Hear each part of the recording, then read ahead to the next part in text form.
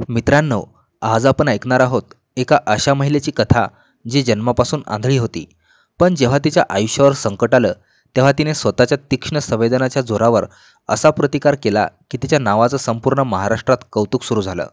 एका आंधळ्या बाईने स्वतःच्या सन्मानासाठी आणि सुरक्षेसाठी जे काही केलं त्याने पोलीस देखील थक्क झाले. त्या घटनेमुळे संपूर्ण गाव, शहर आणि महाराष्ट्र हादरला. पण नेमकं काय झालं होतं? तिने त्या नराधमाला कशी शिक्षा दिली? चला तर मग ही थरारक आणि प्रेरणादायी कथा सविस्तर पाहूयात. एका आंधळ्या बाईने असं काय केलं की ज्यामुळे संपूर्ण देशात तिचं कौतुक होतंय? एका आंधळ्या महिलेवर अत्याचार करायला आलेल्या एका व्यक्तीला तिने अशी अद्दल घडविली की ज्यामुळे संपूर्ण महाराष्ट्रात एकच खळबळ उडाली. एक महिला जी जन्मापासून आंधळी होती, जेव्हा तिचा नवरा कामाला गेल्यावर एका नराधम तिच्या आंधळेपणाचा फायदा घेत तिच्यावर अत्याचार करण्यासाठी आला. त्याला वाटलं ती पाहू शकत नाही, पण ही त्याची सर्वात मोठी चूक ठरली. कारण की तिने त्याला अशी शिक्षा दिली की ज्यामुळे संपूर्ण महाराष्ट्र हादरून गेला. एक आंधळी बाई एवढं कसं काय करू शकते याची कोणाला कल्पना नव्हती. पण जेव्हा प्रश्न एखाद्या महिलेच्या सुरक्षेचा आहे, तेव्हा महिला देखील आपलं संरक्षण करायला कमी पडत नाही. मग असं काय केलं त्या आंधळ्या महिलेने ज्यामुळे तिच्या नावाची चर्चा संपूर्ण महाराष्ट्रात सुरू झाली आहे? त्या नराधमाला, त्या पापाची तिने कशी शिक्षा दिली? घरात असं काय केलं जे पाहून पोलिसांच्या पायाखालची जमीन सरकली? त्या अंध महिलेचं कौतुक संपूर्ण महाराष्ट्रात होत आहे. चला या घटनेची माहिती सविस्तर या व्हिडिओमध्ये पाहू. जर तुम्ही चॅनलवर नवीन असाल तर आपल्या मराठी चॅनलला लगेच सबस्क्राईब करा. ही घटना आहे राधाची. रत्नागिरी जिल्ह्यातील एका लहानशा गावात राधा आणि सुरेश नावाचं एक जोडपं राहत होतं. त्यांचं घर छोटं होतं, संसार अगदी नेटका सुरू होता. त्यांचे संबंध अगदी प्रेमाने भरले होते. राधा ही जन्मापासून आंधळी होती, पण तिने आपल्या आंधळेपणाला कधीच आपली कमजोरी बनवू दिलं नाही. ती डोळ्याने आंधळी जरी असली तरी तिचे कान, नाक हे इतके तीक्ष्ण होते की ज्याची कल्पना कुणी करू शकत नव्हतं. ती नुसत्या स्पर्शाने आणि वासाने, आवाजाने अशा गोष्टी ओळखायची की जो सर्वसामान्य माणूस कधीच ओळखत नसायचा. 10 वर्षापासूनचा त्यांचा सुखी संसार सुरू होता. सुरेश एका छोट्याशा कारखान्यात कामाला होता. तो दररोज सकाळी लवकर कामाला जायचा, संध्याकाळी आपल्या बायकोसाठी गजरा घेऊन यायचा, खायला वस्तू घेऊन यायचा. तोपर्यंत राधा स्वयंपाक करायची. ती आंधळी असूनही सगळ्या स्वयंपाकामध्ये ती पारंगत होती. तिला माहीत नव्हतं की येणाऱ्या 2 महिन्यामध्ये तिच्यासोबत एक अशी घटना घडणार आहे. तिच्या आंधळेपणाचा फायदा घेत एक शिकारी नराधम तिच्यावर झडप टाकणार आहे. पण ती त्याला असं काही प्रत्युत्तर देईल की ज्याची कल्पना तिने देखील कधी केली नव्हती. त्यांच्या गावात शांतता होती, पण 2 महिन्यापूर्वी तिच्या शेजारी असा प्रसंग घडला म्हणून तिला याची आयडिया आली होती. ती पुढे जाऊन असं काहीतरी करणार होती की त्याची कल्पना पाठीमागच्या 2 महिन्यातच तिला आली होती. 2 महिन्यापूर्वी त्यांच्या शेजारच्या घरामध्ये राहणारी सविता, त्यांच्या घरात चोरी झाली होती. सविताचा नवरा देखील कामाला गेला होता. चोरांनी त्या ठिकाणी सविताच्या घरामध्ये प्रवेश केला. त्यावेळेस राधा तिच्या घरात झोपली होती. राधाचा नवरा देखील होता. चोरांनी त्यांच्या घराला बाहेरून कड्या लावून घेतल्या होत्या. सविताच्या घरातले सगळे दागदागिने घेऊन गेले होते आणि सवितावर अत्याचार देखील केला होता. जेव्हा हे राधाला समजलं तेव्हापासून ती प्रचंड घाबरून राहायची. ती म्हणायची, सविताला तर डोळे आहेत तरी सविता तिचं संरक्षण करू शकली नाही, मग माझं नेमकं कसं होणार? अशी भीती तिला कायम वाटायची. पण तिला माहीत नव्हतं ती याच्यावर तिने आधीच विचार करून ठेवला होता आणि त्यामुळे ती अतिशय ऐतिहासिक गोष्ट करणार होती. एके दिवशी नवरा सुरेश दररोज कामावर जायचा. संध्याकाळी लवकर परत घरी यायचा. बऱ्याच वेळा त्यांना कधीकधी उशीर व्हायचा, पण ती सर्व काम एकटी करायची. तिला आत्मविश्वास होता आणि स्वावलंबन देखील ती स्वतः करायची. त्यामुळे सगळ्या गावात तिचं कौतुक व्हायचं.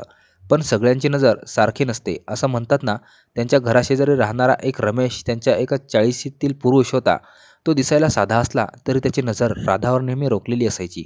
सुरेश घरी नसताना तो मुद्दाम तिच्या घराच्या आसपास घुटमाळायचा. तिच्या मनातला काळा विचार राधाच्या तीक्ष्ण संवेदनांनी कधीच ओळखला होता. जेव्हा तो बोलायचा तेव्हा त्याच्या आवाजातील विचित्र थरथर आणि त्याच्या जवळ एक वेगळा दर्प तिला अस्वस्थ करून जायचा. ठोस पुरावा नसल्याने ती सुरेशला काही सांगू शकली नाही. तिने फक्त स्वतःच्या मनाला अधिक सावध राहण्याचा इशारा दिला. तिला वाटलं होतं की सुरेश आपल्याबद्दल जेव्हा बोलतो, आपल्यासोबत जेव्हा बोलतो तेव्हा त्याच्या मनात काहीतरी काळबेर आहे याची तिला शंका नेहमीप्रमाणे येत होती. आणि अगदी झालं तसंच. एक दिवस होता. पावसाळ्याचे दिवस होते. सकाळपासून आभाळ प्रचंड भरून आलं होतं. रत्नागिरीमध्ये प्रचंड पाऊस सुरू झाला होता. सुरेश त्या ठिकाणी लवकर कामाला निघाला, कारण की त्याला कंपनीमध्ये लवकर जायचं असल्यामुळे त्याला माहिती होतं पावसामुळे उशीर होईल. त्याने आपली स्कूटर काढली आणि तो त्या ठिकाणी कामाला जायला निघाला. राधाला फार भीती वाटत होती, कारण की 2 महिन्यापूर्वी तिच्या शेजारी सवितासोबत एक असा प्रसंग घडला होता आणि रमेश नेहमी तिच्या घराच्या आसपास असायचा. त्यामुळे तिला थोडीशी भीती वाटत होती. जाताना तिचा नवरा सुरेशने राधाला सांगितलं, काळजी घे, बाहेर पाऊस जोरात आहे, दार नीट लावून घे. तो म्हणाला. त्यावेळेस राधा सगळी भीती मनातल्या मनात दाबून म्हणाली, तुम्ही काळजी करू नका, व्यवस्थित काम करा. तिनं असं हसून उत्तर दिलं. तेव्हा सुरेश गेल्यानंतर राधा आपल्या कामात रमून गेली. दुपारच्या वेळी पावसाचा जोर अचानक वाढला. अचानक पाऊस दुपटी तिपटीने वाढला आणि पाहता पाहता आता तिला वाटलं थोडंसं काम आवरलंय, थोडंसं झोपून घेऊयात. पण अचानक तिच्या दारावर थाप पडली. तिला वाटलं पावसाचा आवाज असेल, पण नंतर दाराची कडी वाजल्याचा आणि दार उघडल्याचा आवाज आला. आता बऱ्याच वेळा सुरेश ज्यावेळेस जायचा त्यावेळेस तो बाहेरून कडी लावून जायचा. मग कदाचित तिला असं वाटलं की तिचा नवरा सुरेश आला. मग सुरेश गेल्यानंतर तिला असं वाटलं आता संध्याकाळी येईल. पण पाहिलं तर तिचा दरवाजा आताच वाजला होता. दरवाजाची कडी वाजली होती. आतमध्ये पाऊल टाकण्याचा आवाज देखील आला होता. राधाला वाटलं सुरेशच परत आला आहे. पावसाने कदाचित कंपनीला सुट्टी मिळाली असेल, असा विचार तिच्या मनात आला. तिच्या चेहऱ्यावर एक मंद हसू आला. ती जोरात म्हणाली, अहो, तुम्ही आज एवढ्या लवकर सुट्टी मिळाली का? तिने आवाजाच्या दिशेने बघत आनंदाने विचारलं. पण आता तिच्यासोबत जे घडणार होतं त्याचा तुम्ही विचार देखील केला नसाल. ती आता इथून पुढे असं करणार होती की ज्याचा कोणीच विचार केला नसेल. पण समोरून काहीच उत्तर आलं नाही. ती खुश होऊन प्रश्न विचारत होती, पण समोरून शब्दही आला नाही. फक्त शांतता आणि पावलांचा आवाज, जो आता थेट पावलांचा आवाज बेडरूमकडे, झोपण्याच्या खोलीकडे वळवला होता. राधा गोंधळून गेली होती. ती म्हणाली होती, सुरेश नेहमी आल्यानंतर काहीतरी बोलायचा. राधा, मी आलो आहे, तू कुठे आहे, असं मला विचारायचा, किंवा आज काय केलंय असा पहिला प्रश्न विचारायचा. पण आज त्यांनी काहीच विचारलं नव्हतं. सगळं गप्प होतं. तिच्या मनात एक शंकेची पाल चुकचुकली. हे असे गप्प का आहेत आणि थेट खोलीत का गेले? तिला वाटलं पावसात भिजल्यामुळे ते कपडे बदलायला गेले असतील, असा तिचा प्रथमदर्शनी संशय होता. ती आवाजाच्या त्या मागावर चालत खोलीत पोहोचली. तिला बेडच्या एका बाजूला कुणीतरी बसल्याचं जाणवलं. काय झालं, का बोलत नाही, ती काळजीच्या सुरात म्हणाली. तिला वाटलं हे पडले काय, त्यांना कुठे लागलं की काय, असं तिला वाटलं. सवयीने जाऊन तिने त्यांच्या शेजारी बेडवर जाऊन बसली. ती खाली बसताच भयान शांतता त्या खोलीत पसरली आणि मग तिच्या त्या डोक्यावरून एक हात फिरला. तो स्पर्श होताच राधाच्या काळजात धस्स झालं. तिच्या लक्षात आलं, हा स्पर्श सुरेशचा नाहीये, हा अनोळखीचा स्पर्श आहे. अनोळखी, खरखरीत आणि वासनांद स्पर्श होता. त्या क्षणी युक्तीच्या श्वासातून आणि शरीरातून तोच वास आला होता. तो रमेश होता. तिला आता 99% खात्री पडली. तिच्या अंगावर भीतीने काटा आला. तिला ओरडावंसं वाटलं, तिथून पळून जावंसं वाटलं. पण त्या क्षणी तिचा मेंदू विजेच्या क्षमतेने काम करत होता. तिला माहीत होतं, जर तिने आता आरडाओरड केली, तिने प्रतिकार केला, तर हा नराधम तिला जिवंत सोडणार नाही. रमेश मनात हसत होता. त्याला वाटलं की किती सोपं आहे. ही तर आंधळी आहे. आपण गुपचूप आलो हे तिला कळणार देखील नाही.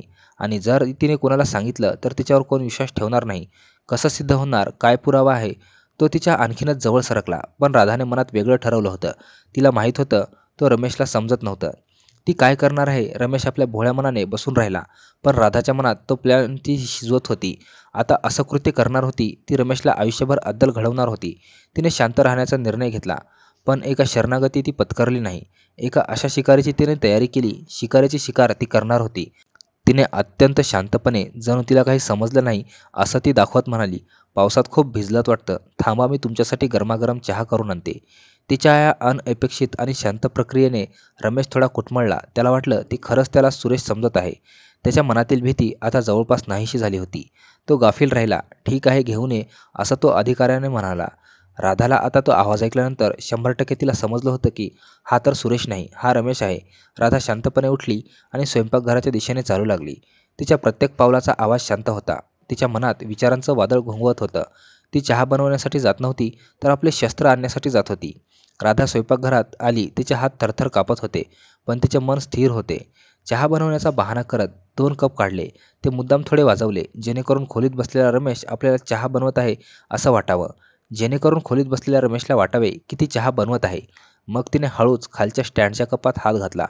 तिथे तिचा लिंबू आणि मिरची कापण्यासाठी एक अत्यंत लहान धारदार सुरी ठेवायची. तिची बोटे त्या सुरीच्या थंडगार मुठीला लागताच तिच्या नसामध्ये एक वेगळीच शक्ती संचारली. तिने ती सुरी उचलली आणि आपल्या कब्बशीकडचा ट्रे घेऊन ती खोलीत परतली. रमेश आरामात बेडवर बसून तिची वाट पाहत होता. तिच्या पावलांचा आवाज ऐकून तो अधिकच निश्चिंत झाला.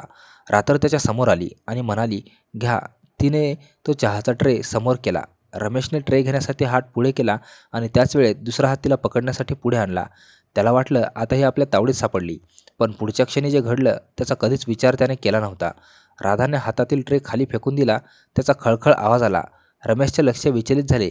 त्याच्या एका क्षणाचा फायदा घेत राधाने ओढणीखाली लपवलेली सुरी बाहेर काढली आणि आपल्या अंधारातील अनुभवाचा, आपल्या तीक्ष्ण अंदाजाने, आपल्या पूर्ण ताकदीचा वापर केला व तिने तो वार त्याच्या डोळ्यावर केला. तिने त्याच्या डोळ्यावर त्या चाकूने वार केला. रमेश दोन्ही हाताने आपला डोळा दाबून जमिनीवर गडबडत लोळत होता. त्याच्या डोळ्यातून रक्ताच्या धारा वाहत होत्या. माझे डोळे, तू काय केलं, असा तो ओरडत होता. राधा मागे उभी राहिली. तिचे कपडे विस्कटलेले होते. केसात शांतता होती. त्याच्या किंचाळण्याकडे दुर्लक्ष करत ती फोनकडे गेली. तिने थरथरत्या हाताने पोलिसांना फोन लावला. हॅलो पोलीस स्टेशन, मी राधा बोलते. माझ्या घरी चोर शिरलाय. आता तो पाहू शकत नाही. पोलीस आले तेव्हा त्यांना धक्का बसला. एक आंधळी महिला शांतपणे उभी होती. एक धडधाकट माणूस डोळे दाबून रक्ताच्या थरोळ्यात ओरडत होता. रमेशला तात्काळ दवाखान्यात नेण्यात आलं, पण डॉक्टरांनी सांगितलं की त्याचे डोळे आता कायमचे रिकामे झाले आहेत. तो आता कधीही पाहू शकत नाही. ही बातमी वाऱ्यासारखी पसरली. गावात, शहरात आणि संपूर्ण महाराष्ट्रात. दुसऱ्या दिवशी वृत्तपत्राच्या पहिल्या पानावर हेडलाईन होती. अंध महिलेने अत्याचाराला दिली जन्माची शिक्षा. त्याचे डोळे त्या महिलेने काढले. संपूर्ण देशात एकच खळबळ उडाली. या घटनेने एक नवीन वादविवाद सुरू झाला. काही लोकांनी राधाच्या कृतीला क्रूर म्हटलं, तर बहुसंख्य लोक, विशेषतः महिला, तिच्या बाजूने उभ्या राहिल्या. सोशल मीडियावर राधाचं प्रचंड कौतुक झालं. धन्यवाद.